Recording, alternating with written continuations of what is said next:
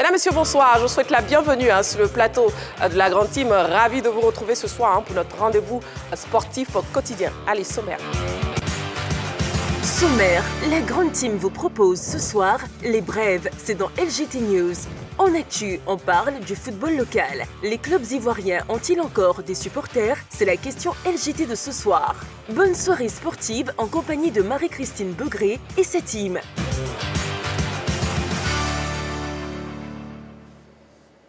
Voilà, nous sommes donc en direct sur la 3, la chaîne qui vous offre 3 fois plus de sport jusqu'à 22 h. La question LGT de ce soir, je vous la redonne donc. Football local, les clubs ivoiriens ont-ils encore des supporters? Ce sera donc le sujet du débat dans l'actu de ce soir. Pour participer à l'émission, vous pouvez nous appeler au 27 21 59 93 99, numéro de téléphone de la 3. Le téléphone sera donc ouvert dans quelques petites minutes, toujours précédé de l'indicatif plus 225 si vous nous appelez hors des frontières de la Côte d'Ivoire.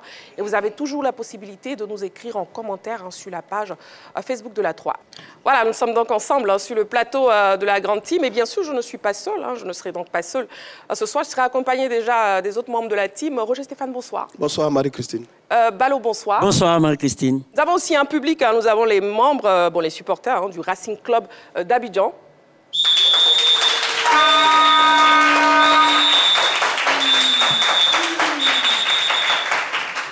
Voilà, bon, c'est tout à fait normal, vu le sujet, la question LGT de ce soir. Donc, vous comprenez la présence des supporters du Racing Club d'Abidjan. Je vous redonne même la question, football local.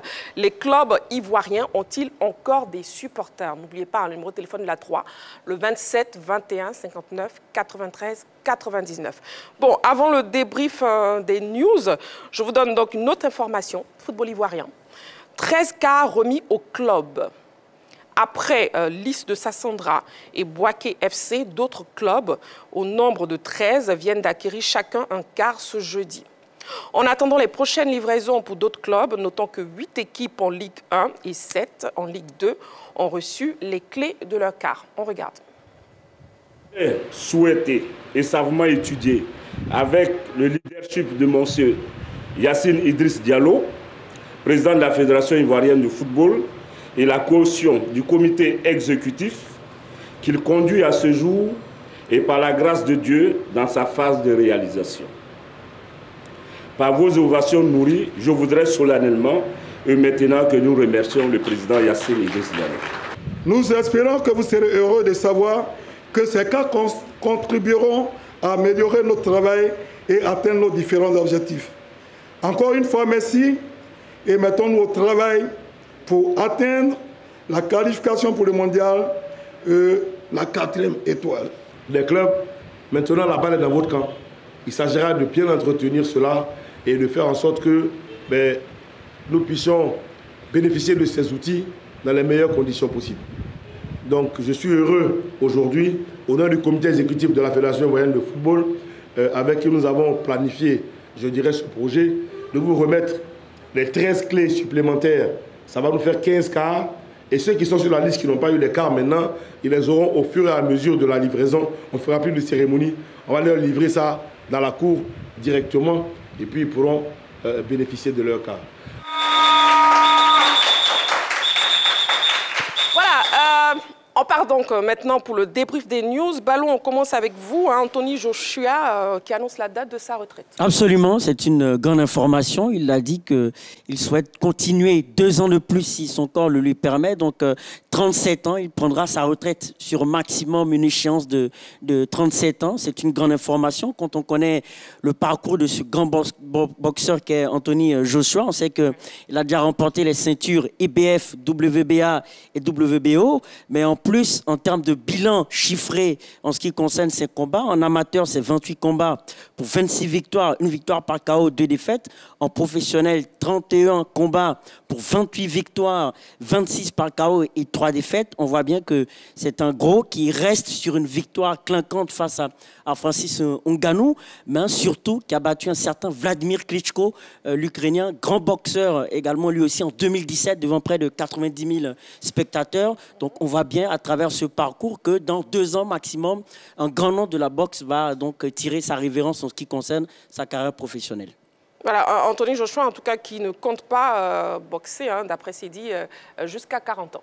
Absolument, parce qu'il sait qu'il faut beaucoup, hein, ça demande beaucoup de sacrifices pour boxer jusqu'à 40 ans, des sacrifices en termes d'entraînement, des sacrifices aussi en termes d'entretien physique. Et en ce qui concerne sa carrière, il n'a pas terminé beaucoup de choses, hein, il n'a pas encore affronté Tyson Fury. Ouais. Il doit le faire en l'affrontant, en attendant la victoire. Sinon, celui qui va remporter le combat entre Usyk et Tyson Fury. Donc, on va voir ce qu'il en ressortira de ce combat. Mais il faut savoir que Usyk l'a déjà battu à 2 reprises. Donc, en cas d'un combat Usyk Joshua, ça sera un très très gros combat à voir. Idem pour Tyson Fury, qui reste un monstre sur les rings. Voilà, donc c'était les news pour la boxe. Roger Stéphane, avec vous, hein, on parle de la réaction de Sébastien Haller, hein, après la défaite contre l'Atlético. Oui, Sébastien Haller, notre grand champion, qui a reconnu humblement la défaite de son équipe en Ligue des Champions, mais le fait marquant, c'est qu'il est buteur. C'est vrai que très tôt dans ce match, face à l'Atlético de Madrid, Dortmund était mené très tôt, en 32 minutes, Dortmund était mené 2-0. Il fait son entrée à la 60e minute et à la 81e minute, il réduit le score. Mais finalement, Dortmund s'incline 2-1. Il a fait un gros match. L'autre fait, c'est que progressivement, il commence à revenir un peu à son meilleur niveau. Lors de la 28e journée, il est entré à la 81e minute face à Stuttgart. Dortmund a été battu 1-0. Lors de la 27e journée, il est rentré à la 73e minute.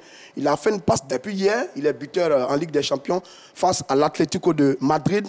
C'est en raison de blessures. Et donc, quand on le revoit comme ça, sur un stade, à ce niveau de la compétition, en train d'inscrire un but, c'est formidable de la part de Sébastien Haller. C'est là qu'on l'attend, c'est là qu'on l'a toujours connu. Et pour l'instant, il est en train de faire un très bon retour avec l'équipe de Dortmund. Maintenant, pour le reste, on a assisté à de très belles affiches, mais des affiches exceptionnelles pour ces quarts de finale de la Ligue des Champions. Ah oui, oui. Real City, 3 buts partout. PSG, Barça, 3-2 pour le Barça de l'Atlético face à l'équipe de Dortmund, 2-1. On attend avec impatience les matchs de tour. Il en a un moyen, on est content pour lui. Il revient à son top niveau et c'est du pain béni pour notre garçon qui, on espère, qu'il va continuer comme ça jusqu'à la finale prochaine du mois de juin. Et ça fait plaisir à voir en tout cas, hein, à l'heure qui était buteur hier, hein, avec son club Dortmund. Un mot quand même sur la Fédération ivoirienne de football. Oui, il a fait des cas. Oui. Non, mais c'est très bien fait de la part de la Fédération ivoirienne de football. Hein.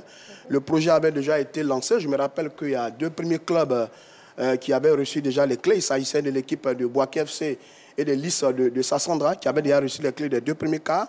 Et puis aujourd'hui, il y en a 13, ça fait 15 au total.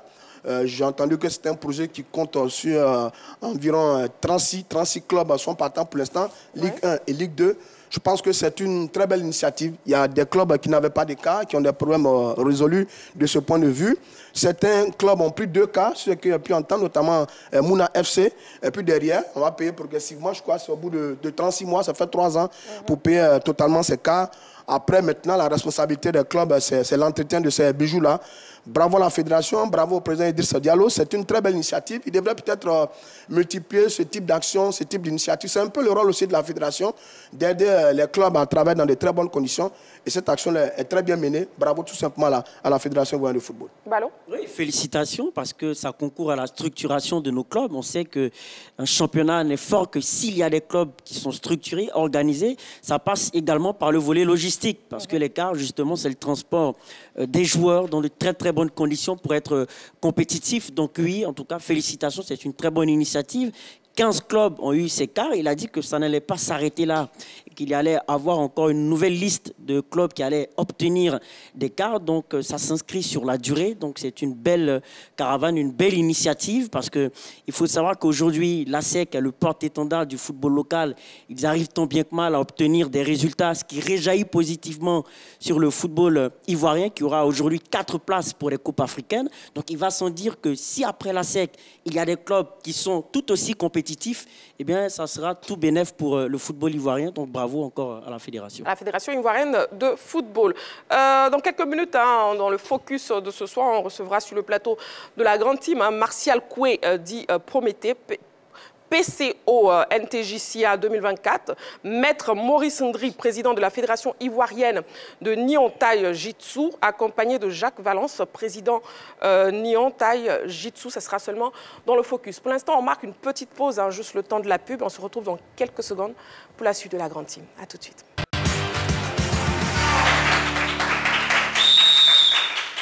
Voilà, nous sommes donc en direct sur la 3. Nous passons à présent au focus de ce soir.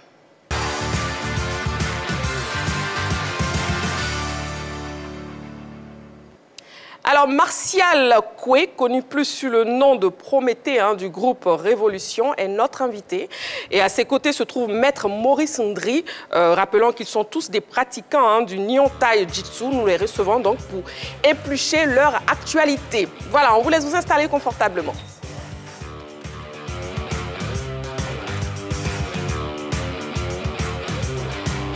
Très bien, n'oubliez pas vos micros, sinon on ne pourra pas vous entendre, messieurs. Donc bonsoir, bonsoir Prométhée. Bonsoir. Bonsoir madame. Bonsoir Maître Ndri. Merci. Bon, bienvenue déjà sur le plateau de la Grande Team, c'est un plaisir de vous avoir. Et puis Prométhée, avant de rentrer dans le vif du sujet, j'aimerais que vous puissiez nous parler de cet art martial que vous exercez. C'est un art martial qui se définit simplement par une expression technique du corps. C'est un art martial d'origine japonaise, mais qui est français. Voilà, qui tire sa souche d'une inspiration japonaise en effet, qui a été créé par un monsieur du nom de Roland Hernaez, voilà, grand passionné des arts japonais, et qui décide de regrouper, de retrouver en fait l'ensemble des techniques originaires du Budo, donc des techniques japonaises, et pour en faire une technique assez simple, assez facile d'utilisation et très efficace. Voilà, c'est un peu ça le Nyon Thai Jitsu. D'accord, très bien, bien défini. Et puis, Maître Maurice Ndri, vous êtes le président de cette fédération. Qu'est-ce qui distingue justement votre art martial des autres? Okay, merci madame. Il faut dire que le Nyon Thai Jitsu est une discipline qui a une méthode pédagogique très bien élaborée, raison pour laquelle nous avons opté pour cette discipline. Aujourd'hui, le Nyon Thai Jitsu, pour pratiquer, prend en compte tout le monde. Quelle que soit la morphologie, le type d'handicap, on peut pratiquer le Nyon Thai Jitsu. Et voilà, l'âge, tout, ça prend en compte les enfants, les dames, tout le monde. Très facile, on n'a pas besoin d'être athlète. Voilà, n'importe quel âge, vous arrivez, vous apprenez le Nyon Thai Jitsu, vous êtes efficace à l'instant.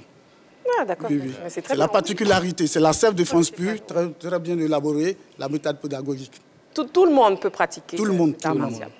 D'accord. Moi, pour l'image, pour bien comprendre, je vais prendre une illustration célèbre. Est-ce que c'est là que pratique le célèbre cinéaste Steven Seagal? Non, lui, il fait de l'aïkido. D'accord.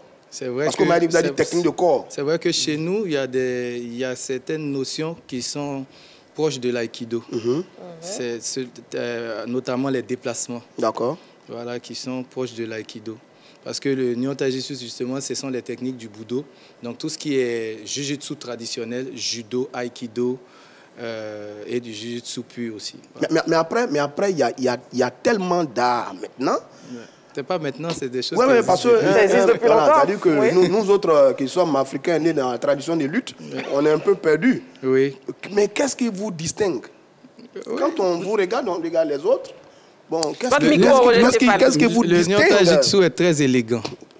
Je ne sais pas si vous voyez les images d'illustration, ça ne demande pas d'avoir de la musculature, ça ne demande pas de faire des grands gestes acrobatiques, mais c'est très efficace, peu importe le gabarit qu'on a en face. L'idée, c'est de se tirer d'affaire en quelques secondes, se tirer d'affaire, sauver sa vie, mais de façon très propre, très élégante. Généralement, on dit, vous utilisez la force de l'adversaire. La force de l'adversaire, mais aussi le mouvement.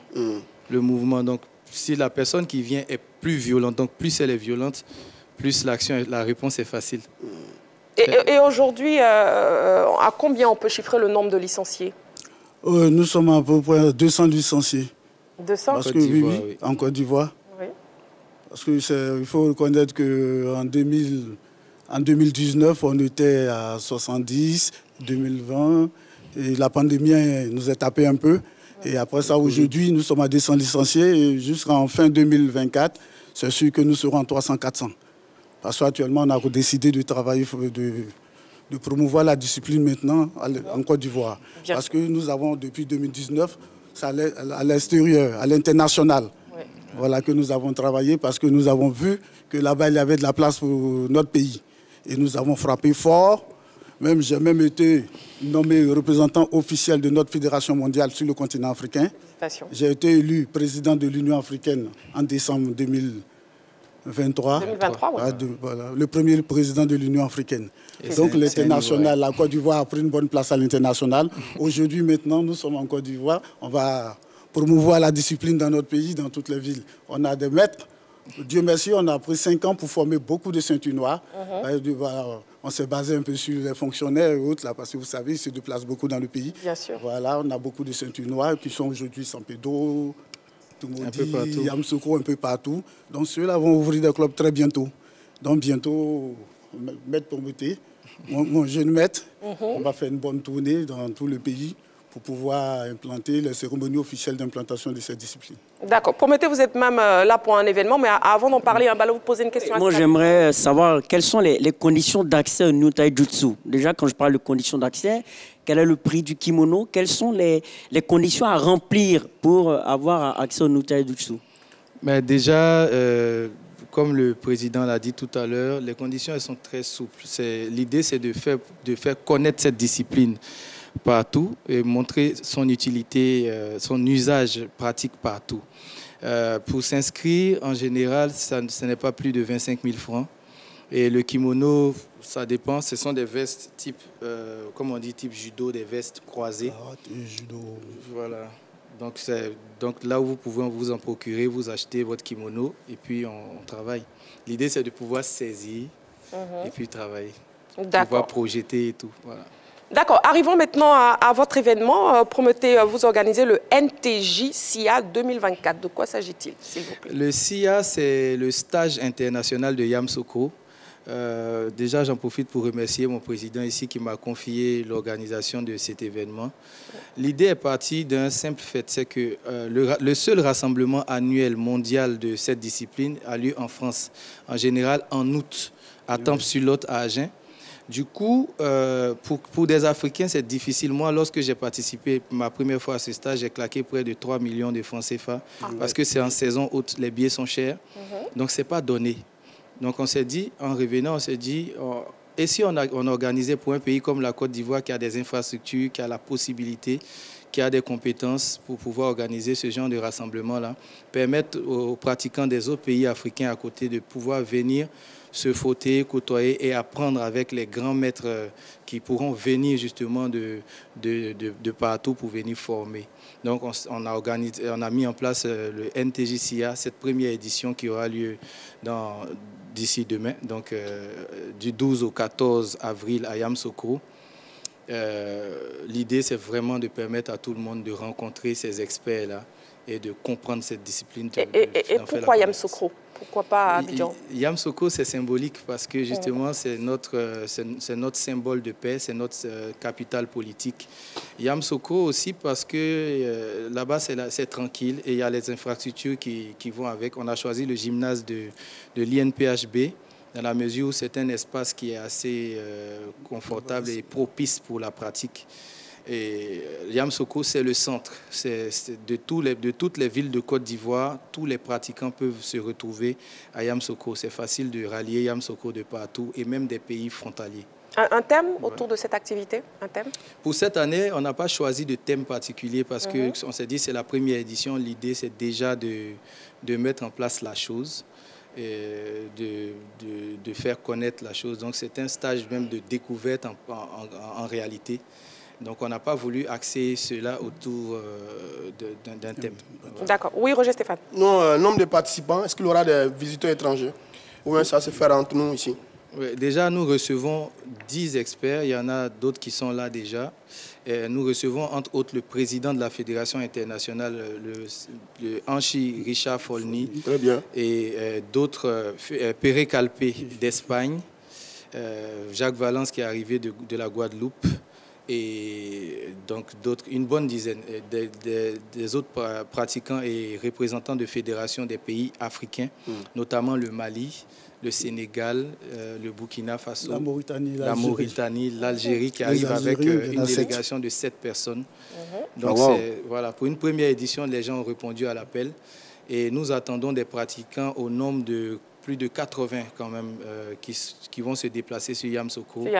Et plusieurs curieux quand même qui se sont inscrits, qui ne sont pas des pratiquants. C'est encore plus beau. Ce qui est plus beau, c'est qu'il y a des non-pratiquants qui se sont inscrits. Et justement, vous m'avez devancé parce que je m'apprêtais à savoir si ceux qui ne pratiquent pas étaient invités. Mais est-ce qu'il y a une tranche d'âge particulière ou c'est ouvert à tout le monde? C'est ouvert à tout le monde. De 20 ans jusqu'à, je prends un exemple, de 20 ans jusqu'à 50 ans. Même si vous avez 73 ans, 95 ans, vous pouvez encore bouger.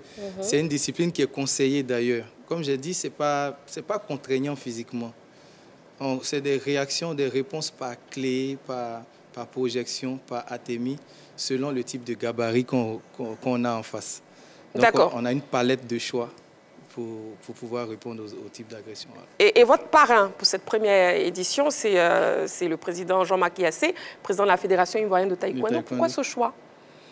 C'est naturel. Vous savez, le taekwondo occupe une place importante en Côte d'Ivoire et dans le monde. Le taekwondo ivoirien, nous sommes numéro 2 dans le monde. Après la Corée qui a créé cette discipline, ça veut dire qu'il y a eu une structuration, il y a eu un gros travail de mise en place qui s'est fait sur des années. Et c'est un modèle à suivre pour nous qui sommes une jeune fédération.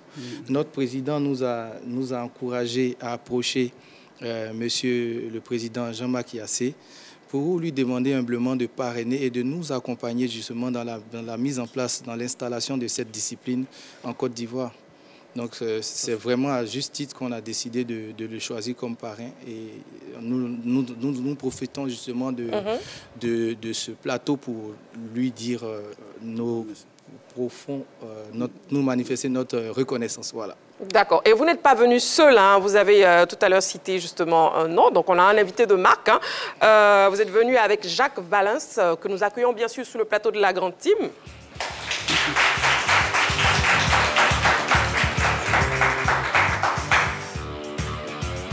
Voilà.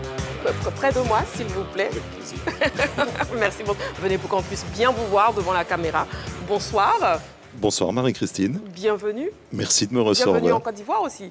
Également aussi, oui. Voilà. Est-ce que vous pouvez le présenter déjà? Bon, je sais qu'il est là, hein, mais je veux que ce soit quelqu'un d'autre qui le présente. Bon, Jacques Valens, c'est celui-là même qui a fait qu'on a découvert le Nuon Thai.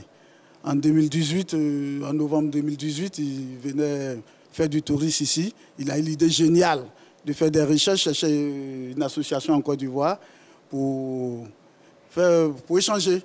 Donc, c'est mon adresse qu'il a trouvée, il m'a contacté, j'ai répondu, j'ai dit OK. Il est arrivé, il s'est rendu, il nous a trouvés à Vitalis, dans notre club, et une séance d'entraînement avec, il nous a expliqué un peu comment la méthode pédagogique était, parce que nous sommes transfuges d'une autre discipline de self-défense. Oui. Donc, il nous a expliqué, mes collaborateurs et moi, qui sont mes élèves, on a étudié pendant 2 mois, on a regardé, on a dit waouh, c'est bon, et c'est parti comme ça. Voilà. Donc, c'est grâce à Jacques Valens qu'on a eu... Il a tout dit. J'ai envie de rebondir sur la question. Je crois que c'est vous qui l'avez posée tout à l'heure. Concernant l'âge, voilà, vous avez la réponse. Puisque je vais fêter mes 69 printemps dans quelques semaines maintenant. Oui. Donc, effectivement, je confirme qu'un des gros avantages de cette discipline, c'est effectivement de donner cet accès à un art martial qui est quand même quelquefois peut paraître impressionnant, mais qui, quel que soit votre gabarit, que vous soyez handicapé par un manque de muscles ou par trop de poids, va vous permettre d'apprendre des gestes, comme le disait tout à l'heure notre ami, des gestes qui sauvent. Et j'ai pour habitude, je suis souvent consulté par des parents depuis mon installation en Guadeloupe. J'ai beaucoup développé l'enseignement aux enfants, qui est une part importante de notre activité. J'ai pour habitude de dire, venez apprendre à ne pas vous battre, mais surtout à vous défendre en cas de besoin. Ça résume bien notre discussion. Voilà. Sur le constat fait sur le terrain par rapport aux athlètes ivoiriens, ont-ils du potentiel pour faire partie ou bien pour être les meilleurs au monde un jour? Je vais être plus clair que ça encore. Je rêve, moi, d'avoir des élèves ivoiriens en Guadeloupe. J'ai vu une implication ici qu'on ne retrouve pas en France et encore moins peut-être en Guadeloupe. Parce qu'aujourd'hui, le sport est devenu un objet de consommation. Et l'art martial, c'est un art, donc on n'est jamais au bout, on doit toujours progresser. Je suis toujours dans une recherche pour essayer de progresser, malgré mon jeune âge. Mais on peut toujours le faire. Et moi, j'ai trouvé cette implication et des capacités physiques et une volonté qui est sans commune mesure avec ce qu'on peut rencontrer dans d'autres pays. Et moi, je suis très, très fier de la belle histoire que nous avons commencé à écrire avec Maître Dri. Franchement, cette histoire va aller très très loin, j'en suis persuadé. Et nous aurons de grands champions qui vont venir de Côte d'Ivoire. C'est certain. C'est noté. D'accord. Donc, justement, parlons de cette belle histoire qui débute. Qu'est-ce que vous nous réservez pour cette édition? Bien, pour cette édition, donc, 2 stages. Un à Yamoussoukro, un à Grand Bassam. Et nous avons profité également de notre venue pour passer dans un orphelinat, apporter quelques cadeaux, quelques objets à visée pédagogique,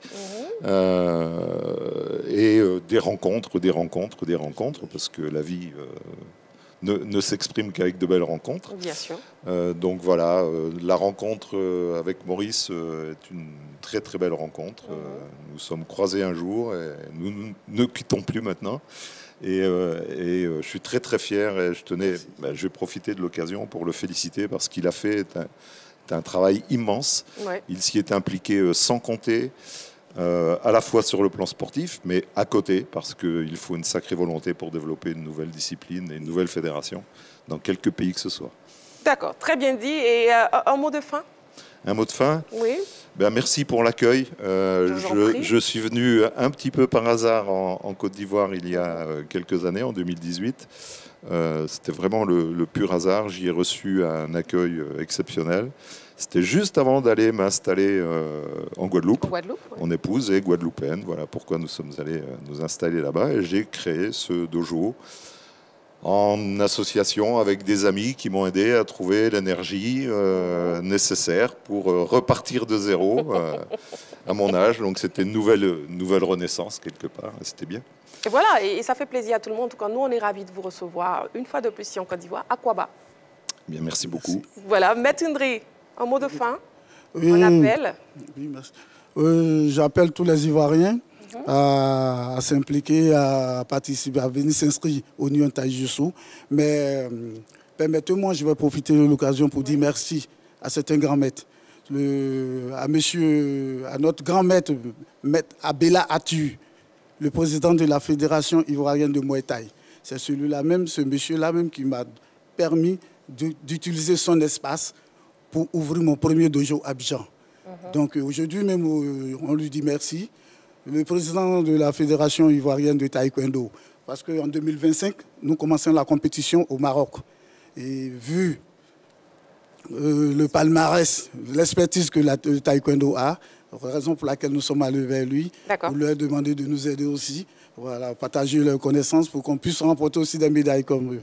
Donc merci à tous mes collaborateurs, tous mes élèves, à tous nos partenaires et tous les Ivoiriens. D'accord, promettez.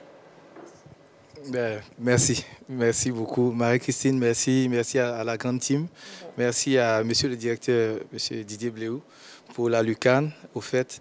Et puis rendez-vous à Yamoussoukro pour le SIA et à Grand Bassam pour la masterclass. Merci beaucoup. Voilà, merci beaucoup en tout cas à vous trois. C'était un plaisir de vous recevoir sur le plateau de la grande team. Allez, on marque une petite pause et on se retrouve dans quelques secondes pour la suite de l'émission. À tout de suite.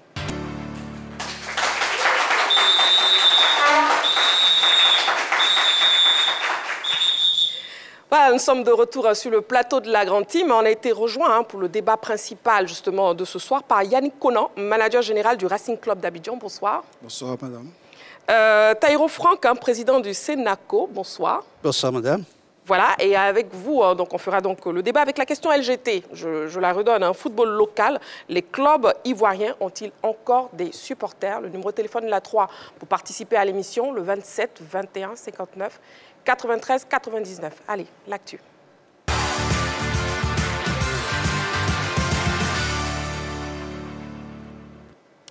Malgré la qualité des infrastructures héritées de la CAN 2023, l'affluence dans les stades reste faible plutôt, d'où la question, les clubs ivoiriens ont-ils encore des supporters? Ce sujet préparé par la rédaction permet d'avoir quelques éléments de réponse. On regarde.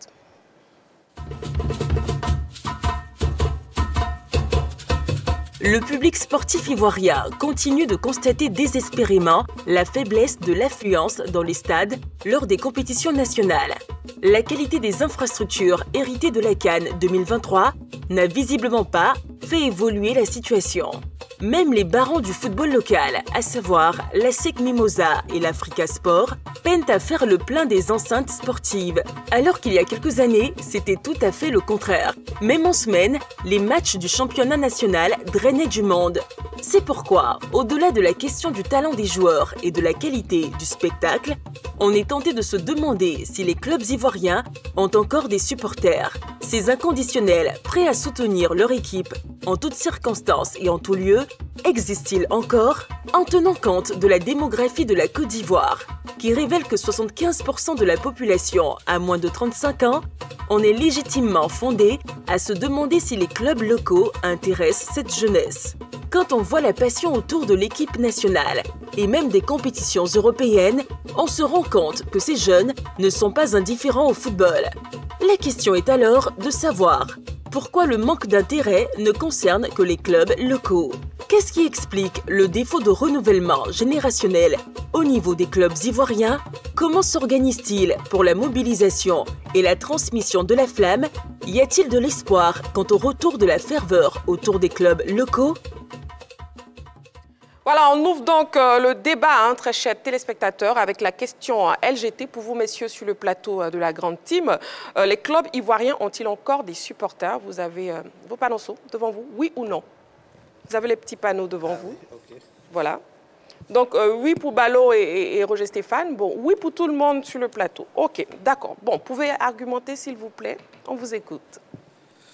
Merci Marie-Christine. Je pense que les clubs ont des supporters quand même.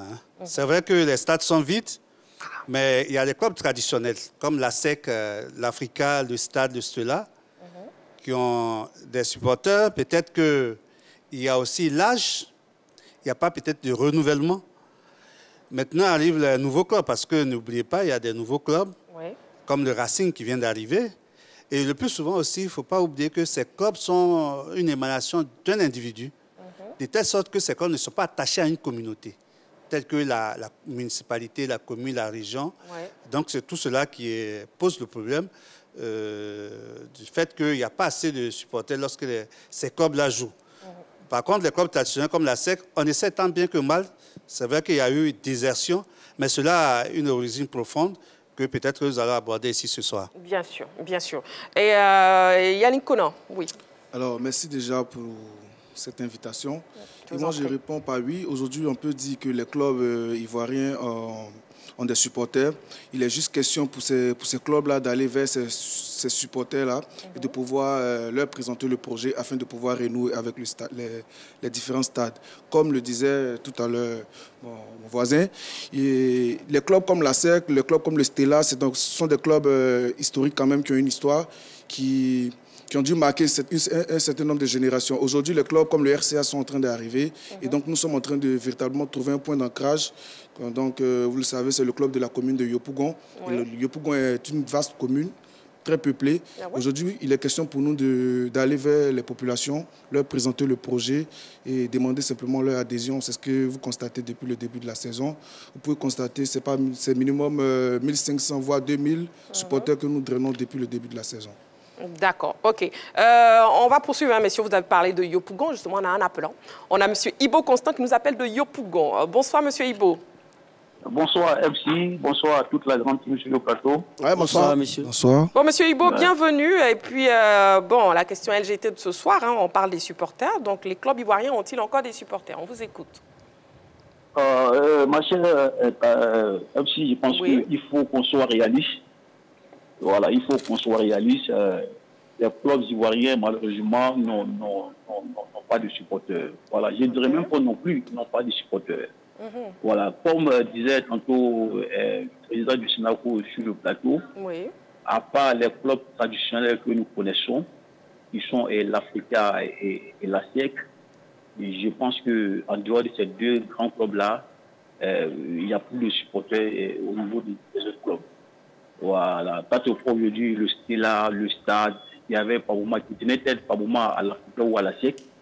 C'est aujourd'hui ces clubs-là ne traînent plus de supporters même dans les stades. Voilà. C'est pour cela que je remercie Racing Club d'Abidjan qui est en train de mettre une politique sur place pour amener ces jeunes gens-là à aller plutôt dans les stades. Ouais. Voilà, donc je salue déjà le président du Racing pour tout ce travail qu'il est en train d'abattre.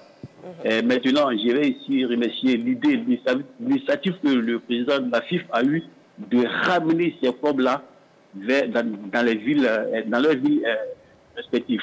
Voilà, il faut ramener ces villes-là l'année prochaine. Et je pense que les villes de l'intérieur ont besoin de football. On soif de football. Et je pense qu'à l'intérieur, les années qui vont suivre, ça peut ramener les jeunes gens à venir plus tard dans les stades. Maintenant, il y a aussi une raison générationnelle. C'est-à-dire, nous faisons partie de la génération 80-90. Voilà. Aujourd'hui, cette nouvelle génération qui existe, malheureusement, ne s'intéresse pas au football ivoirien, à part les championnats européens. Et c'est ce qui est dommage. Donc, qu'est-ce que la FIF doit faire pour amener ces jeunes gens, cette nouvelle génération qui existe aujourd'hui, qui ne reste plus que par le football ivoirien et plutôt européen, tous rejoignent les stades aujourd'hui pour assister aux différents championnats. Donc vraiment, je tire mon chapeau, je le dis tantôt au président du Racing, qui est en train de faire un travail pour le stade et celui du monde là, pour que ces jeunes gens puissent vraiment aller au stade. Donc il faut mettre des moyens financiers sur pour ces jeunes là, les transporter et les envoyer au stade pour pouvoir vraiment assister à nos différents championnats. Très bien. Merci beaucoup, monsieur Ibo. Merci beaucoup. Bon, les supporters du Racing Club, on dit qu'il n'y a pas de supporters. Voilà.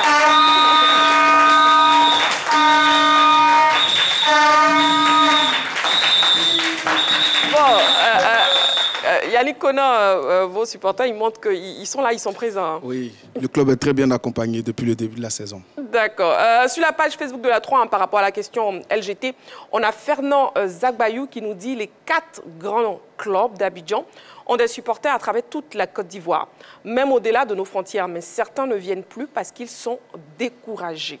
Bon, M. Gbadier nous dit Africa seul, ici en Côte d'Ivoire. On a Eo Montano, lui qui nous dit oui, les clubs ont bel et bien de nombreux supporters. Leur absence dans les stades est due au mauvais jeu que produisent les joueurs. Si ces derniers changent leur manière de jouer, tous les supporters retourneront dans les stades. D'accord, ok. Je pense qu'on va parler de ce souci par rapport aux supporters qui ne viennent plus dans les stades parce qu'ils trouvent que les équipes ne jouent plus bien. Bon, je ne vous ai pas encore entendu, Ballot et puis Roger Stéphane. Ballot, on y va? Non, moi je dirais oui, parce que la question c'est, ont-ils encore? C'est vrai que l'engouement populaire n'est pas suffisant, n'est pas énorme, mais oui, ils ont encore des supporters. La preuve, sur le dernier match de la SEC Mimosa, face à l'Espérance de Tunis, il faut savoir qu'il y a eu un minimum d'engouement populaire. C'est vrai qu'il n'y a pas une grande foule du côté du stade Félix Houphouët-Boigny, mais on a vu un minimum de mobilisation de la part de certains supporters de la SEC Mimosa. Même dans notre vie sociale à nous, dans notre entourage, lorsqu'on sonde notre entourage, on a senti voilà, une envie quand même d'aller au stade, de soutenir la SEC Mimosa. Hormis la SEC, il y a aussi l'Africa Sport d'Abidjan qui mobilise pas mal de supporters en Ligue 2, on voit bien qu'à chaque apparition de l'équipe de l'Africa Sport d'Abidjan, il y a une grande mobilisation. La preuve sur le dernier match de l'Africa Sport face à l'US Fermier, on a senti une grande mobilisation et cela est corroboré par une structuration de ces supporters. On a devant nous le Sénaco de la SEC, on a aussi le mur jaune du côté de l'Africa. Là aussi, il y a de la mobilisation. Lors du match face au CO Boisflé, on avait dit sur ce plateau qu'il y avait un minimum d'organisation autour du transport des supporters vers Yamoussoukro pour soutenir les Verts Rouges. Donc, on a des supporters plutôt structurés en ce qui concerne les grands clubs. Donc, on voit bien que là, il y a un minimum de mobilisation. Et il faut dire que si on doit donner une explication au fait que l'engouement est baissé, qu'il n'y ait pas d'engouement populaire énorme, c'est qu'il faut constater qu'aujourd'hui, pour la plupart des supporters ivoiriens, ils veulent du spectacle. Et malheureusement, ce spectacle est entaché par l'exode massif des meilleurs joueurs de notre championnat. C'est vrai qu'il y a encore de grands talents, il y a encore de très très bons joueurs à l'échelle locale, mais la plupart des grands joueurs ont pour ambition d'aller jouer en Europe. Et jusque-là, on n'a pas encore une politique suffisante, sinon efficace, pour pouvoir juguler, sinon freiner l'exode de ces meilleurs joueurs vers les contrées européennes. Donc là, c'est un problème de fond, parce que cela engendre une perte de prestige de la part de nos clubs locaux, mais surtout une perte de qualité en ce qui concerne certains matchs, la production de certains matchs. Et il faut savoir qu'il y a aussi un contexte. Lorsqu'on nous ramène au contexte des années 2000, voire 99, avec la génération Zezeto, Aruna Dendane, et également la génération du côté de l'Africa, Keita, Kader, Keita Fadel, là, on avait de l'engouement. Donc, ça prouve que c'est lié aussi à la qualité de l'effectif, au prestige des clubs. Très bien, Balo. On a un appelant. On a M. Aka qui nous appelle d'Abengourou. Bonsoir, M. Aka. Bonsoir, madame. Bienvenue sur le plateau de la Grande Team. Et puis, on vous écoute par rapport à la question LGT. Les clubs ivoiriens ont-ils encore des supporters? Bon, moi, je pense que présentement, on n'a pas de supporters. Parce que d'abord, il faut trouver un moyen pour conserver nos talents ivoiriens. Comme ça, ça va encore plus inciter la jeunesse ivoirienne à suivre notre championnat. Parce qu'on ne voit pas de talent. Tous les talents qui commencent à naître, on les envoie en Europe. On les envoie en Europe. Faisons comme les Européens aussi. Ils arrivent à conserver leurs talents. À un moment, là où, comment dirais-je, je ne sais pas quoi dire, il faut d'abord penser à développer nous-mêmes nos championnats avant de laisser partir nos talents. D'accord. Ne nous éloignons pas, s'il vous plaît, de la question LGT. Donc, pour vous, c'est la raison pour laquelle il n'y a pas de supporters en Côte d'Ivoire. C'est ça? Oui, c'est ça, parce qu'on ne voit pas de spectacle au fait. Parce que le football, voilà, c'est du spectacle. Moi, je vais payer mon ticket comme ça, aller au terrain, et je ne vois pas de spectacle. À quoi sert d'aller s'asseoir au stade et puis suivre un match? D'accord, c'est très bien compris, M. Aka. Donc pour vous, il n'y a pas du tout de supporters parce qu'il n'y a pas de spectacle. Merci beaucoup pour votre participation. Roger Stéphane, je vous écoute. J'ai vraiment bien envie de répondre à cette affaire de il n'y a pas de spectacle. Peut-être que j'y reviendrai un peu plus tard. Oui. Mais je pense que les clubs ivoiriens ont encore des supporters. Je le dis parce que je vais encourager, féliciter ceux qui travaillent et qui font des efforts. Parce que vous avez un public à l'Africa qui est magnifique. On le voit tous les week-ends derrière le club. Vous avez un public à la SEC Mozart qui est magnifique, qui est toujours derrière son club. Il y a le petit club de RCA qui vient d'arriver, qui est en train de mettre une intelligence en place par rapport à son public. Il y a Sol FC qui a un potentiel énorme en matière de public. Il y a Mouna FC qui a une identité avec un public. J'ai voulu citer Lys, mais je mets un peu le frein parce que Lys, c'est un peu compliqué, mais il y a un public. Donc ceux qui sont là, il faut reconnaître qu'ils sont là, les féliciter, les encourager. Parce qu'après aussi, on voit des gens au terrain, et on dit qu'il n'y a pas de supporters. Ce n'est pas tout à fait juste. Mais je pense que la vraie problématique de notre aujourd'hui, c'est est-ce que les supporters jouent leur rôle? Ils existent, mais est-ce qu'ils jouent leur rôle? Parce que quand vous allez dans les rues, dans les kiosques, dans les maquis, dans les bars et dans les forums, il y a des discussions houleuses sur le football ivoirien entre supporters. Vous le sentez, vous le vivez. Mais malheureusement, ils ne vont pas au terrain pour le traduire en accompagnant les clubs. C'est ça le drame. Donc, à mon avis, les supporters existent, mais ils ont démissionné et ils ont abandonné les clubs. Sinon, ils existent bel et bien. C'est pour ça que je dis, quand je écoute l'affaire du talent, ça me fait rigoler. Vous partez en Europe, Cagliari, Monza, Empoli en Italie, Borum, Mayence, Dasmak en Allemagne, Cadiz, Grenal, Almeria en Espagne.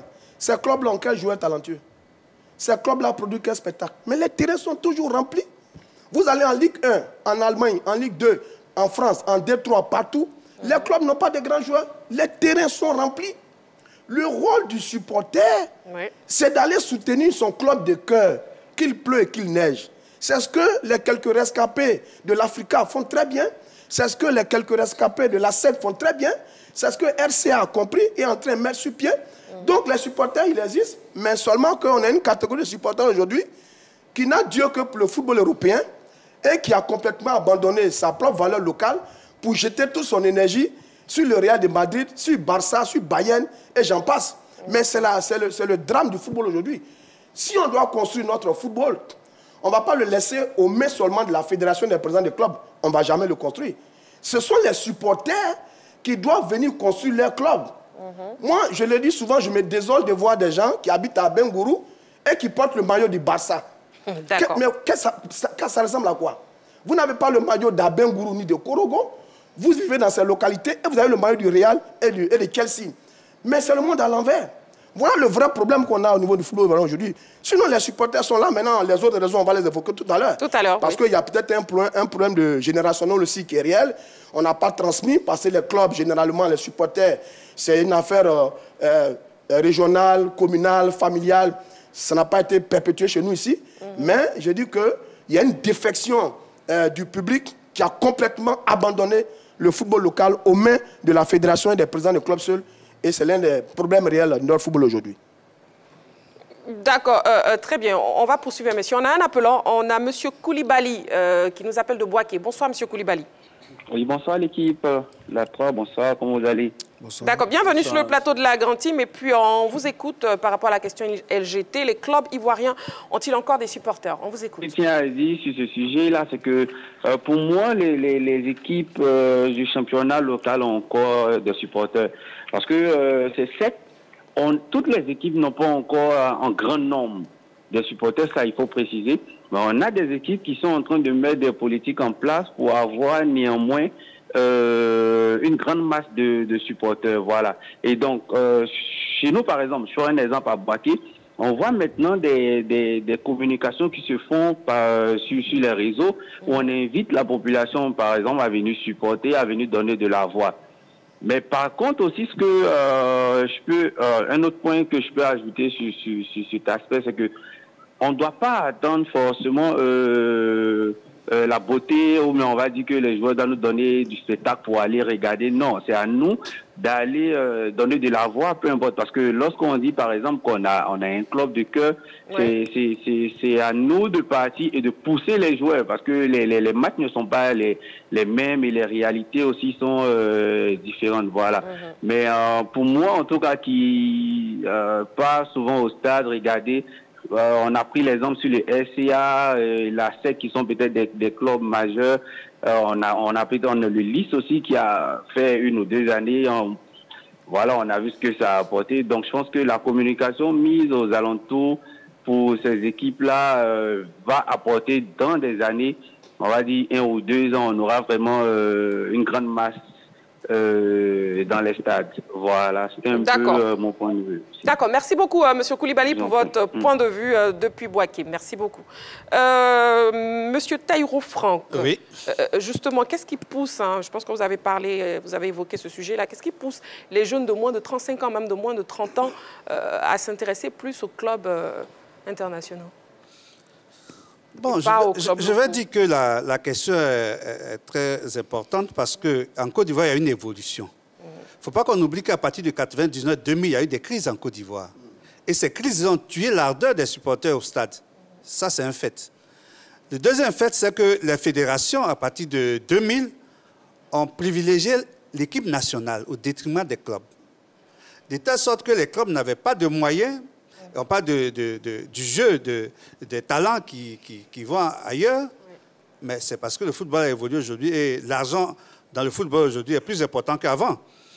Donc on ne peut pas empêcher un joueur d'aller de l'avant. Mais ce qui est important, c'est que les supporters qui sont ceux qui doivent soutenir le club doivent jouer leur rôle. Mais là, l'équipe nationale a pris le devant sur les clubs. Vous savez, les Ivoiriens, ils ont aujourd'hui l'amour de leur équipe nationale, mais quand il s'agit des clubs, ils ne viennent pas au stade. Mais ce qui nous concerne, nous avons beaucoup de sympathisants. Ça, il faut le dire. On n'a pas de membres actifs. Parce que parmi les supporters, il y a les membres actifs et il y a les sympathisants. Ouais.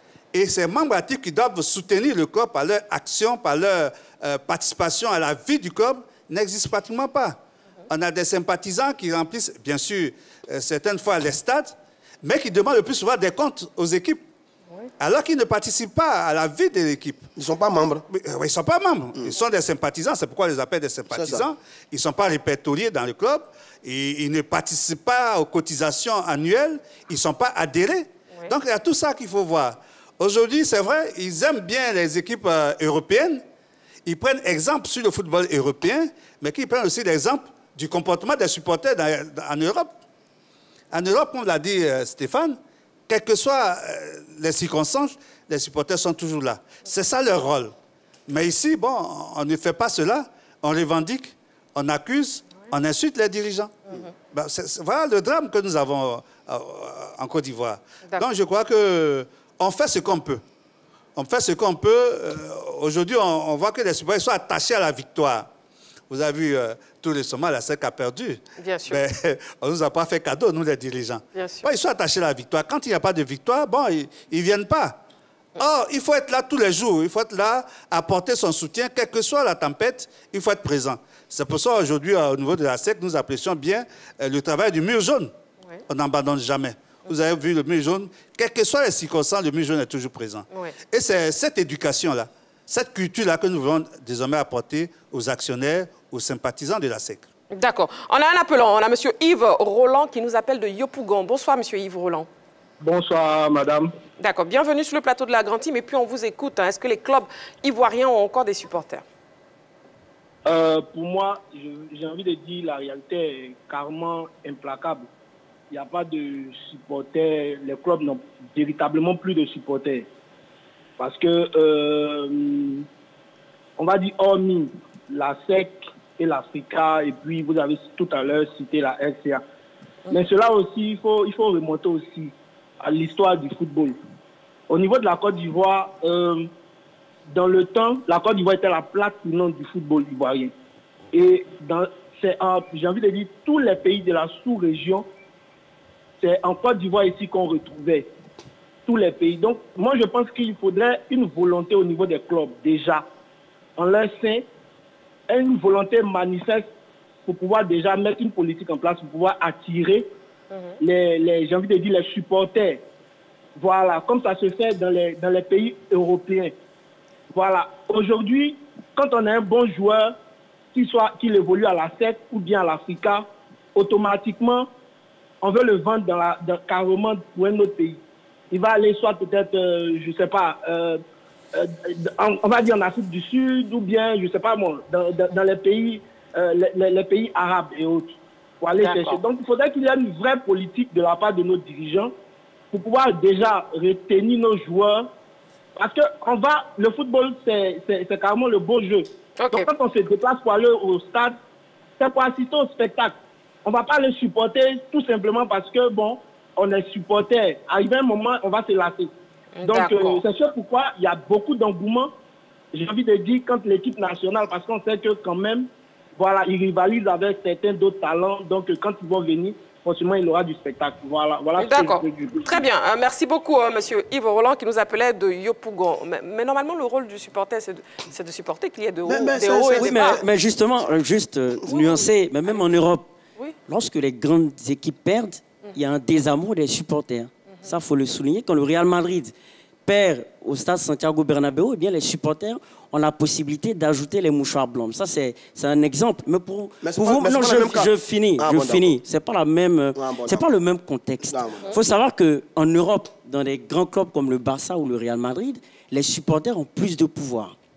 Donc, lorsqu'ils vont au stade, qu'il n'y a pas de résultat, il y a la possibilité même de faire pression pour que le président s'en aille. Alors qu'ici en Afrique, les supporters ont moins de pouvoir. Donc, ce qui fait que derrière, ils veulent... Ce pouvoir est dû à quoi? À leur participation financière. Absolument, absolument. Mais bien sûr, mais ici, il faut le cadre. Je ne participe pas. Je suis d'accord. Mais est-ce qu'il y a un cadre? C'est vrai qu'au niveau de la SEC, au niveau de certains clubs ivoiriens, il y a des choses qui sont structurées de sorte à ce que les supporters puissent participer. Est-ce que c'est le cas pour l'ensemble des clubs ivoiriens? Je ne le pense pas. Donc là, ça pose un problème. Si le club est structuré et offre des conditions aux supporters de cotiser et d'avoir une voix influente, eh bien, les choses vont aller dans le bon sens. Maintenant, je viens sur le fait qu'il faut nuancer les propos de Roger Stéphane quand il dit qu'au niveau de Monza, de Cagliari, il n'y a pas de spectacle, et là, je m'inscris en faux. C'est vrai qu'ils n'ont pas les joueurs de classe mondiale, mais attention, Cagliari est capable de tenir en échec le Milan AC ou de même battre l'Inter de Milan. Idem pour Cadix ou Almeria, qui peuvent sortir de belles prestations face au FC Barcelone ou au Real Madrid. Donc là encore, au-delà de la qualité de l'effectif, ça pose des questions de résultats. Moi, pour ce que j'ai constaté, il y a eu un désamour par rapport à la SEC Mimosala. Je ne parle pas des supporters de la SEC, mais du public large ivoirien. À un moment donné, il y a eu un désamour lorsque la SEC n'arrivait pas à avoir de bons résultats au plan continental. Mais depuis l'année passée où la SEC a atteint les demi-finales de la Coupe CAF et cette année a atteint les quarts de finale de la Ligue des Champions, mais là, il y a eu un sursaut. En tout cas, moi, en ce qui concerne mon entourage, on a senti que les Ivoiriens se sentaient de plus en plus concernés parce que la SEC a affronté l'un des meilleurs clubs sur l'échelon continental, sur l'échiquier continental, qui est l'Espérance de Tunis. Donc, ça passe aussi par l'obtention de bons résultats des clubs ivoiriens. Là, ce sont des choses à noter, même si ça n'excuse pas le fait que les supporters ne se mobilisent pas au stade. Très bien. Bon, finalement, quelle est la recette magique pour les petits clubs, justement, pour fidéliser le supporter? Nous avons ici le manager général du Racing Club d'Abidjan. Oui. Alors, merci. Et c'est vraiment un sujet qui est très pertinent aujourd'hui pour l'évolution du football ivoirien. Nous, au niveau du Racing, qui est un club qui fait à peine 6 ans en championnat, donc un jeune club, le président a lancé un appel à la population de Yopougon. Bien entendu, à la rentrée sportive du club, le président a présenté le projet à la population de Yopougon. Il a décidé maintenant, après avoir bien installé le projet sportif, il était question pour nous de rendre le club à la population. Et c'est cet appel-là que nous avons lancé à l'ensemble de la population de Yopougon. Et comme vous pouvez le constater, cette population-là a bien reçu le message, a donc décidé d'accompagner son club. Nous, aujourd'hui, la recette magique du RCA, c'est le fait de retourner vers la population de Yopougon, de présenter le projet et de demander l'adhésion des populations. Et cette adhésion-là, aujourd'hui, elle nous est très utile dans le développement du championnat. Vous pouvez constater, les gradins sont toujours remplis lorsque le RCA joue. Et donc, tout cela est parti de la vision et de la volonté du président de pouvoir ancrer son club dans la commune de Yopougon. Et aujourd'hui, nous sommes quand même sur la bonne voie. D'accord. Avant de vous entendre, je sais que vous voulez parler, M. Taïron, on a un appelant. On a M. Diomandé Mamadou qui nous appelle de Sipulu. Vous allez parler, Roger Stéphane. Oui, M. Diomandé Mamadou, bonsoir. Bonsoir, Marie-Christine Bégré, ma belle. Comment vous allez, M. Diomandé Mamadou? Grâce à la 3, j'ai tué le moral très très haut. J'ai salué le plateau. D'accord. Bon, on vous écoute, M. Diomandé Mamadou. Ce soir, on a envie de savoir, est-ce que les clubs ivoiriens ont encore des supporters? Marie-Christine. Oui. La question est un pertinente. Je vous dis bravo, la 3. Tu sais que les clubs ivoiriens ont encore toujours les supporters. Mais, une question en suspension. C'est les dirigeants qui découragent les supporters à venir au terrain. Je m'explique. À l'époque, à 77, je n'étais pas connu à 77. Quand il y avait Goro Sarajou, la Boiflé, il y avait Barry Koulibaly, il y avait Assemia Aka. Quand S. Boiflé jouait contre Africa, avec Meza Pascal et vraiment Lago Patrick Robo, je dis que vraiment le terrain était plein à craquer parce que c'était des gens qui faisaient du beau football, qui faisaient vivre le football ivoirien. Et vraiment, ça a appelé les étrangers à venir en Côte d'Ivoire pour jouer pour la nation ivoirienne. On a vu, maintenant là, la SEC, pour moi le muséum, c'est des fanatiques, c'est des gens qui ont l'amour encore la SEC. Le match, tous les matchs là. S'il y avait un vieux rédacteur de la soirée de préparation, un buteur pantaté à la SEC, le match on gagnait et on partait à la finale. Et la finale, elle allait être bourrée comme un œuf. Parce que les gens vendent les gens chers et ils payent moins cher. En Europe là, même là, une année, le bassin de plein en forme, autant de M. Moussi n'est pas là. Quand Basson jouait, le stade était à moitié vide. Parce que les supporters se plaignaient à chaque fois du rendement de l'équipe. Donc c'est comme ça, l'amour là, il y a les fanatiques, hein. Moi, à l'époque, à 80-85, quand la tête, je pleurais. D'accord. Je pleurais. Donc maintenant, là, nos dirigeants nous découragent. D'accord. Ils payent moins cher. Voilà, alors toi, ensemble. Toujours. Merci beaucoup, M. Diomandé Mamadou. Bon, l'intervenant nous dit c'est la faute aux dirigeants qui découragent. Bon, M. Taïro, je vous écoute. C'est bien. Avant de revenir à la dernière question, je voudrais dire aujourd'hui, les supporters demandent qu'ils soient payés en retour pour ce qu'ils doivent aller au stade. Moi, quand je vois le Racing fait bien, ils amènent des gens au terrain, ils les transportent. Mais pendant combien de temps? C'est pendant combien de temps? Parce que c'est ça. Aujourd'hui, un supporter n'a pas besoin d'être transporté. Un supporter doit pouvoir aller accompagner son équipe parce qu'il a l'amour de ce club-là. Oui. Quelle que soit la tempête, il doit être présent. Mais aujourd'hui, les supporters d'aujourd'hui demandent qu'est-ce que je gagne en retour. Nous qui sommes les responsables, mais c'est ce qui nous revient lorsque nous faisons les points avec nos différents responsables de comité. Qu'est-ce que je gagne en retour? Par contre, lorsqu'ils supportent le Barça et le Real de Madrid, ils ne demandent pas ce qu'ils gagnent en retour. Ah. Ils achètent un maillot à 80, 100 €, mais quand vous leur dites que le maillot de la SEC coûte 30 000 francs, ils trouvent que c'est trop cher. Voilà. Quelle est leur participation? Ils disent aujourd'hui qu'il n'y a pas de talent, il n'y a pas de talent, mais je prends l'exemple de la SEC. Sur notre site, il y a près de 400 000 abonnés. Supposons que ces 400 000 abonnés-là sont des 400 000 membres actifs et que chacun paye sa cotisation annuelle. Est-ce que ça ne veut pas aider le club à aller chercher des joueurs? Bien sûr. Mais aujourd'hui, la participation des actionnaires, elle est néant. Aujourd'hui, le président de la SEC, du président du conseil d'administration, nous donne des recettes de match qui sont rétrocédées au Sénaco. Oui. Mais 2 fois au stade, 2 fois au jour au Champrou, les recettes de match, vous savez ce que ça fait? 2 fois 34 000 francs.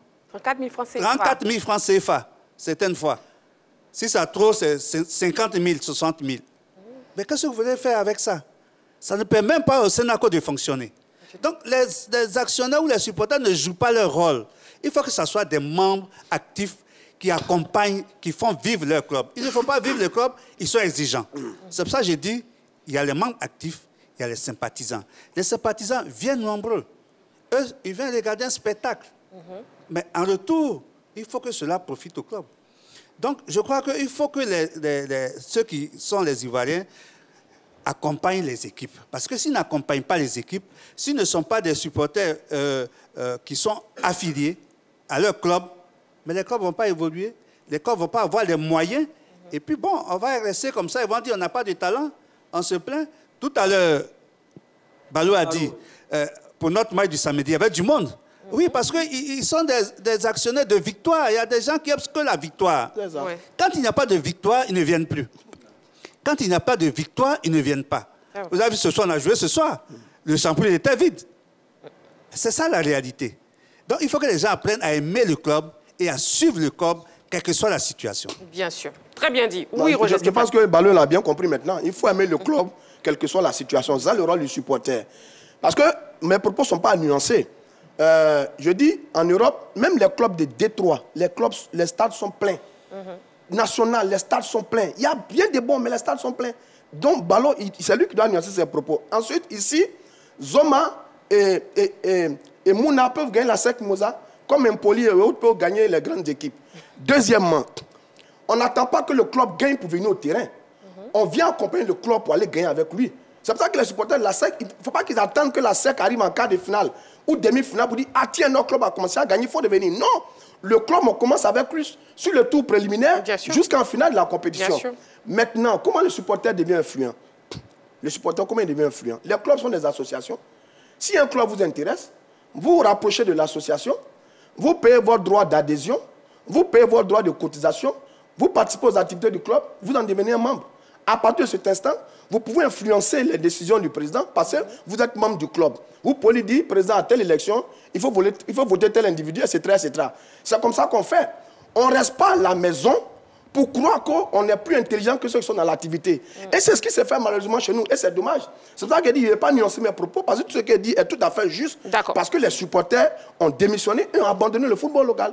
D'accord, c'est bien compris. Balo, avant de vous entendre, s'il vous plaît, on a les responsables et de supporters de clubs ivoiriens qui se sont exprimés. Hein, donc, si vous permettez, on va les écouter, n'est-ce pas, Balo? Oui, c'est pas forcément pour lui répondre. Pour...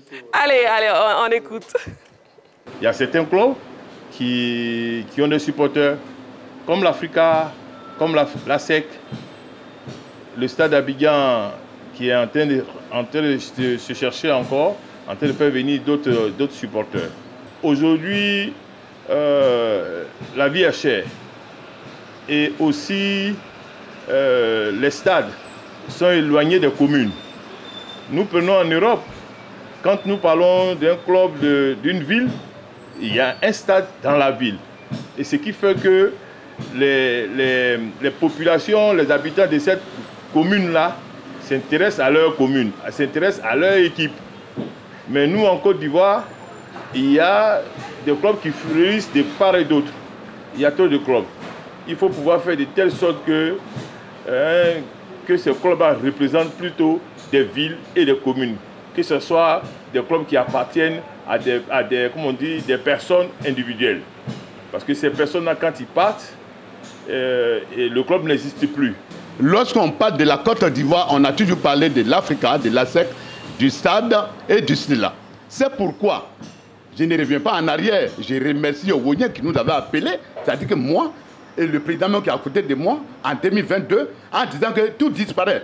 Mais ce sont toi et Tani, qu'est-ce que vous pouvez faire pour que la génération d'avant, ce qu'elle faisait, tout et tout, c'est vrai. La génération, on voyait des gens des Canaries qui portent des Canaries. Avant même que les matchs ne débutent, on voyait des gens qui s'habillaient n'importe comment. Mais aujourd'hui, là, tout a disparu. Tout a disparu. Qu'est-ce qu'on voit maintenant? C'est des petits palabres, des gens se chicotent, on ne comprend même plus rien. C'est comme si le sport rentre dans le cadre vraiment de la politique. Et ce n'est pas bien. C'est pourquoi l'amicale des supporters du club de Côte d'Ivoire est en train de ramener, en tout cas, cette ambiance qui existait avant. Franchement, cette ambiance qui existait avant nous manque énormément. On avait donc la réaction des responsables de supporters des clubs ivoiriens. Ballot. Oui, bon, c'est un autre problème de fond que je veux lever. On nous dit que les supporters ne valorisent pas leur club et préfèrent privilégier les clubs européens. Lorsqu'on prend la cartographie de l'équipe nationale de Côte d'Ivoire, pour la plupart des joueurs, ils évoluent en Europe. C'est-à-dire que quand on parle de valorisation du football local, ça fait appel aussi à nos dirigeants fédéraux. Parce que lorsqu'on prend la dernière liste des éléphants de Côte d'Ivoire, il y avait combien de joueurs locaux dans la liste des Mers Faye, voire de Jean-Louis Gasset? Il y avait maximum 3 joueurs issus des clubs locaux. Mais si dans la liste de l'équipe nationale de Côte d'Ivoire, où il y a autant d'engouement, il n'y a même pas de joueurs locaux, comment vous estimez, comment vous pouvez avancer que les supporters ivoiriens vont tout simplement faire naître un amour grandiose pour les clubs ivoiriens? Donc là encore, il y a un problème de fond. Est-ce que la sélection nationale fait une part belle aux clubs locaux? Pour le moment, ce n'est pas le cas. Est-ce qu'on doit constater aussi, c'est que la plupart des joueurs, pourquoi est-ce que les gens préfèrent suivre les championnats européens ou les clubs européens? C'est que leurs propres meilleurs joueurs ivoiriens évoluent dans ces clubs européens-là. Sébastien Haller, il évolue à Dortmund, il n'évolue pas au Sol FC. Lorsqu'on prend les attaquants, Simon Adengra, il évolue à Brighton, il n'évolue pas au Stade d'Abidjan. Donc là aussi, il y a un souci. Et lorsque ces joueurs ivoiriens finissent leur carrière en Europe, très peu viennent sur le plan local pour donner de la cote au club ivoirien. Là encore, c'est un autre problème. Donc, tout n'est pas de la faute des supporters. D'accord, ok. Bon, ce soir, on parle des supporters. On parle des supporters aujourd'hui. Voilà, on peut parler des autres. C'est très bien dit. Bon, on avance, messieurs, sinon vous allez prendre un carton jaune, respectivement, tous les deux. Justement, Yannick Konan, est-ce qu'il y a de l'espoir de retrouver des supporters encore dans les stades? Oui, il y a de l'espoir. Et aujourd'hui, l'exemple du RCA est une illustration parfaite. Il a fallu juste la volonté du président. Et vous voyez, aujourd'hui, les terrains sont remplis. Tout à l'heure, il disait, est-ce que le club pourra continuer comme ça à mettre les cas et l'entrée aux supporters? Mais nous sommes dans c'est une vision. Nous sommes dans une phase de construction. Si vous vous rendez compte, nous sommes un jeune club. Et donc, nos supporters sont en train de... C'est maintenant que nous sommes en train de faire naître une nouvelle vague, une nouvelle génération de supporters pour le RCA. Vous comprenez? Et il était important pour nous, dans un premier temps, de bien asseoir le projet sportif, ce qu'on a fait en 5 ans dans le championnat. Et à partir de la 6e année, le président a donc lancé maintenant l'appel à la population de Yopougon qui tout de suite a répondu présente. Et le président, pour donner l'exemple, a dit, pour cette saison, je vais accompagner les jeunes, puisque c'est une nouvelle attitude que nous voulons donner aux populations de Yopougon. Cette envie-là de venir au terrain, de voir leurs joueurs, tout ça. Et pour cela, vous allez voir chez nous, on valorise les joueurs, on met les joueurs en lumière.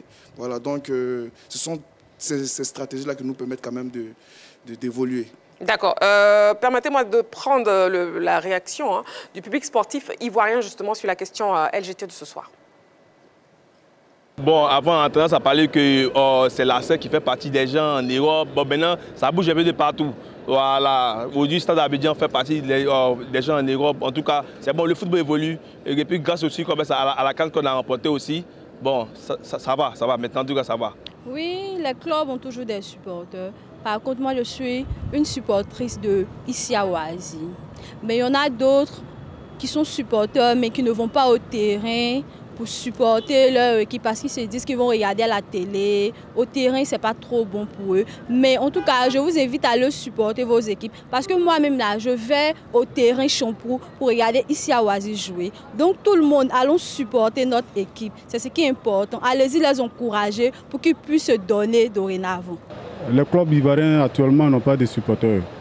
C'était avant où on parlait d'ASEC et Africa que les Ivoiriens étaient motivés pour regarder leurs clubs. Mais maintenant, je vois que comme le football est modernisé, et tout le monde s'intéresse aux clubs européens. Donc ici, en Côte d'Ivoire, il n'y a pas de supporters pour les clubs. Les clubs ivoiriens ont des supporters, mais pas assez. Parce que le football d'avant et puis le football de maintenant, ce n'est pas la même chose. De nos jours, les supporters préfèrent rester chez eux, regarder le match à la télé. En tant qu'avant, les gens partaient au stade, les stades étaient remplis. Voilà, on a donc eu l'avis du public sportif ivoirien sur la question. Malheureusement, le temps imparti pour l'émission ce soir à son terme. Voilà, nous étions ensemble pendant 90 minutes. Donc, on était donc avec Yannick Konan, manager général du Racing Club d'Abidjan. Merci d'avoir répondu à notre invitation. Aussi, M. Taïro Franck, président du Sénaco. Merci beaucoup. Merci. Le micro. Merci, madame. Voilà, merci. Dommage que ça prend vite fin comme ça. Oui, ça on va continuer demain. Non, on va continuer un autre jour. Oui, il faut encore ne vous une autre inquiétez émission pas. pour la Voilà, question. très bien. Et aussi, on a les supporters du Racing Club.